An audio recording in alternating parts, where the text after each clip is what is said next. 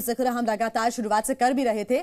प्रणय, आप अपनी बात भी पूरी कीजिएगा और उसके बाद हमारे साथ डॉक्टर राजा कासिफ जुड़ गए, राजनीतिक विश्लेषक हैं, उनसे भी आप सवाल कीजिएगा। प्रणय, देखिए जिया, अगर कहा जाए जिस तरह से हसन दुरानी साहब भी कह रहे हैं, ये पीडीएम 2.0 है, लेकिन दुनिया के लिए जो फॉर्मूले हैं, ये तो अंदर की बात है, पाकिस्तान का अपना अंदरूनी मामला है, लेकिन दुनिया के लिए इसके क्या मायने? दुनिया के लिए इसके सीधे सीधे मायने ये हैं कि ये एक फ्रैक्चर्ड मैंडेट से आई हुई वो सरकार है जो पाकिस्तान का निजाम संभालेगी, जो कि सेना की बैसाखियों के सहारे चलेगी, क्योंकि ये फ्रैक्चर्ड मैंडेट है, इसमें किसी भी एक पार्टी को बहुमत नहीं मिला है। यानी पाकिस्तान की न तो मुश्किलें कम होनी है, न पाकिस्तान के अंदर किसी तरीके का कोई बड़ा बदलाव आने जा रहा है इस नए निजाम के साथ में। ये किसी तरीके से कार्यवाहक सरकार के तौर पर इसे देखा जा सकता है।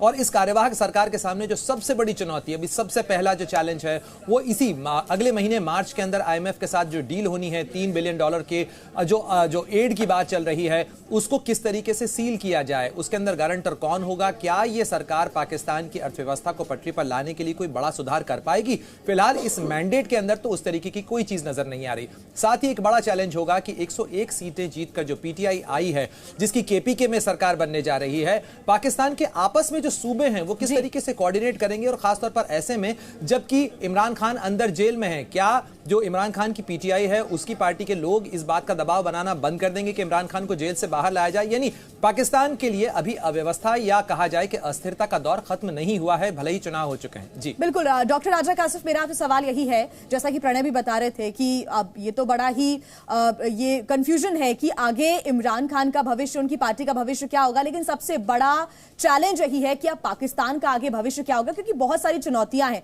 एक मैंडेट मिलना, नई सरकार आना, उसके बाद कामकाज करना एक डिफिकल्टी है। राजा कासिफ जी।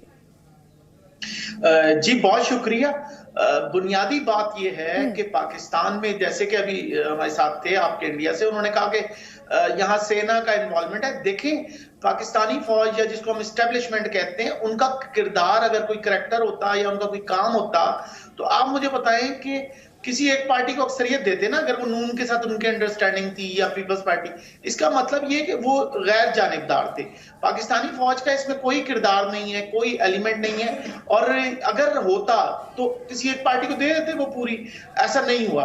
आप देखें, पीपल्स पार्टी के जो पॉकेट्स हैं या जगह हैं, वो अपनी जगह पे आते हैं। डॉक्टर राजा, मुझे बस एक सीक्वेंस समझा दीजिएगा आप, कि अगर उनकी कोई, आपके इदारों की, खासतौर पर एस्टैब्लिशमेंट की अगर कोई भूमिका नहीं है, तो फिर ऐसा क्यों हुआ कि चुनाव होते ही सबसे पहला जो बयान आया, नवाज शरीफ से भी पहले जो बयान सामने आया, वो आया जनरल आसिफ मुनीर का? यानी सेना की तरफ से कहा गया कि देखिए, जो भी मैंडेट सामने आया है, अब उसमें मिलजुल के सरकार बनानी है, मिलजुल के सरकार को आगे बढ़ाया जाना है। उन्होंने सबकी तारीफ की। इलेक्शन प्रोसेस को लेकर किस डेमोक्रेटिक कंट्री के अंदर ऐसा होता है कि चुनाव की प्रोसेस पूरे होने के बाद जो पहला स्टेटमेंट आता है वो आर्मी चीफ का आता है? यानी कहीं ना कहीं उनका डायरेक्टिव था, उसके बाद ही नवाज शरीफ सामने आए, उन्होंने सरकार बनाने का की पहल की, और उसके बाद बातचीत का सिलसिला शुरू हुआ और अब फार्मूला सामने आया।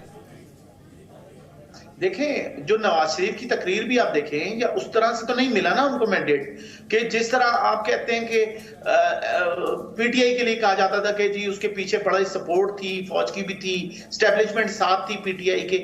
ऐसा नहीं था। 2024 के इलेक्शन में कहीं कोई फौज का कोई किरदार नहीं है, कोई करैक्टर नहीं है। उन्होंने गैर जानिबदार इलेक्शन कराया पाकिस्तान की फौज ने, और इससे अंदाजा लगाए ना कि जिसमें जितनी ताकत थी उसने उतनी सीटें ले ली। अब उसमें आप देखेंगे फॉर्म 45 की कहानियां चली। कोई कहा जाता है कि कोई जाली फॉर्म भी बना के लोगों ने शेयर किए, PTI की जानिब से ऐसी खबरें चला दी गई। और पाकिस्तान का मीडिया तो आपको पता है कि जिस तरह से चलता है। साहब, कहा तो ये भी जा रहा है कि प्लान कुछ और था, पाकिस्तान की आवाम ने उसे नाकाम कर दिया। नहीं, देखें, आवाम अगर नाकाम कर रही होती तो प्लान, आपको क्या लगता है कि अगर एस्टेब्लिशमेंट चाहे तो सब कुछ चेंज हो सकता था? नहीं हुआ। इसका मतलब है वो बड़े न्यूट्रल थे इस दफा, और अगर न्यूट्रल है तो हमें मानना चाहिए। और ये फॉर्म 45 की भी कहानी घुमा दी गई, और पाकिस्तान का मीडिया, मुझे लगता है कि इतना गैर जानिबदार कभी भी नहीं रहा। पाकिस्तान का मीडिया तो इंडियन मीडिया से भी ज्यादा पाकिस्तान के एंटी होता है, और ये बदकिस्मती है हमारी कि पाकिस्तानी का मीडिया तो ऐसी पिक्चर लेके आ रहा था कि जी नवाज शरीफ ऐसे है, कि वो तो लगता है कि एंटी, लेकिन कुछ सच्चाई तो सामने आ रही थी जरूर। और राजा कासिफ जी, ये मैं जरूर कहूंगी कि आपके अपने विचार हो सकते हैं, लेकिन फिलहाल तो पूरी दुनिया ने पाकिस्तान का चुनाव भी देखा है, इंडिया ने भी देखा है, भारत ने भी देखा है, और देखा है कि किस प्रकार से चुनाव यहां पर आगे बढ़े। आप सभी हमारे साथ बने रहिएगा। पाकिस्तान की जमात इस्लाम ने PMLN और PPP पर बड़ा आरोप लगाते हुए कहा कि आवाम के फैसले को दरकिनार करके ये सरकार बनाई जा रही है। सुनिए। समझता हूँ कि ये पूरे जो जमहूरियत है उसके ऊपर हमला है और ये डाका है अवामी राय के ऊपर, और ये हमारे आइन और कानून की खिलाफ वर्जी है। और जो लोग भी इसके मुर्तकिब हैं उन्होंने पाकिस्तान के साथ अच्छा नहीं किया, जमहूरियत के साथ अच्छा नहीं किया। अवामी राय का एहतराम करना चाहिए, जो जीता है उससे जीतने दो, जो हारा है उसको हरा दो, किसी को इजाफी कोई चीज़ नहीं मिलनी चाहिए। इसके नतीजे में ये पूरा निज़ाम तो सामने आ गया ना, इस पूरा सिस्टम सामने आ गया लोगों के। किसी को ये जुर्रत नहीं होती कि वो सामने आकर हक बयान कर सकें, सच बयान कर सकें। मफाद परस्तों का एक टोला है, एक तमाम जगहों के ऊपर ऐसे लोग दस्तयाब हैं लोगों को कि जो अपना ज़मीर बेचते हैं, जो अपना सब कुछ बेचकर जमहूरियत पर शबखून मारते हैं और अवामी राय की तौहीन करते हैं। तो ऐसे लोगों के साथ तो मैं अपना निशान और नाम नहीं लिखवाना चाहता था। मैंने उन लोगों के साथ अपना नाम और निशान लिखवाया है कि जो हक और सच के ऊपर खड़े होते हैं, चाहे उसके लिए उन्हें जाती मफाद की कुर्बानी देनी पड़े। सियासी बयानबाजी, आरोप प्रत्यारोप यहां पर भी जारी है। आपने सुना। हसन दुरानी जी, मेरा सवाल आपसे यही है कि पत्रकार होने के नाते क्या आप ये मानते हैं कि यहां का जो मीडिया है पाकिस्तान का, वो इस बार बहुत एंटी हो गया, या आप ये भी मानते हैं कि हाँ, फौज का कोई इंटरफेरेंस नहीं था, जैसा कि राजा कासिफ जी भी कह रहे थे? देखिए, पाकिस्तान की मीडिया की जो बात की है राजा साहब ने, वो एक हद तक तो दुरुस्त है, लेकिन मैं उसके अंदर एक चीज को ऐड करूंगा कि पाकिस्तान में 2 या 3, अगर मैं आपको गिन के बता सकूं तो 3 मीडिया चैनल्स या मीडिया हाउसेज ऐसे हैं जो कि ऑलमोस्ट पाकिस्तान की स्टेट के खिलाफ जो है वो उन्होंने बहुत ज्यादा, और खासतौर पर इस इलेक्शन को उन्होंने मुतनाज़ा बनाने के लिए भरपूर कोशिश की। उसके अंदर ARY भी है, टॉप के ऊपर ARY है, 92 है, और इस तरह 1-2 चैनल्स और भी हैं। लेकिन मोस्ट ऑफ द चैनल्स जो है उन्होंने इस तरह की कोई बात, हाँ आप ये कह सकते हैं कि चीता या चंद एक जो एंकर्स कह लें या कुछ इस तरह के जो लोग तज्जियाकार थे या पॉलिटिकल एनालिस्ट जो थे, उन्होंने कोई इस तरह की बातें की हैं, लेकिन मैं ओवरऑल जो है वो किसी को मुरूद इल्जाम नहीं ठहराता। दूसरी बात है कि फौज की अगर मैं बात करता हूं तो जहां तक राजा साहब ने बात की है इस दफा जो राजा साहब, हसन दुरानी साहब, आपके साथ ही मेरा राजा कासिफ साहब से भी इस चीज को लेकर सवाल है कि जिस तरीके से हम तो जाते हैं नवाज शरीफ के उस बयान पर, क्योंकि माना जा रहा है PMLN की अगुवाई में सरकार बन रही है, वो सबसे बड़े नेता हैं। उन्होंने चुनाव प्रचार से लेकर चुनाव के बाद के अपने पहले भाषण के अंदर साफ कहा था कि वो पड़ोसी मुल्कों के साथ में बेहतर रिश्ते चाहते हैं, जो पुरानी गलतियां हैं, पुरानी चीजें हैं, उनको दरकिनार करना चाहते हैं। इस नई सरकार के पास में कितनी छूट होगी कि वो भारत के साथ अपने रिश्तों को बेहतर बना पाए, कि या माना जाए कि अभी भी पीछे से तार तो सेना ही चलाएगी?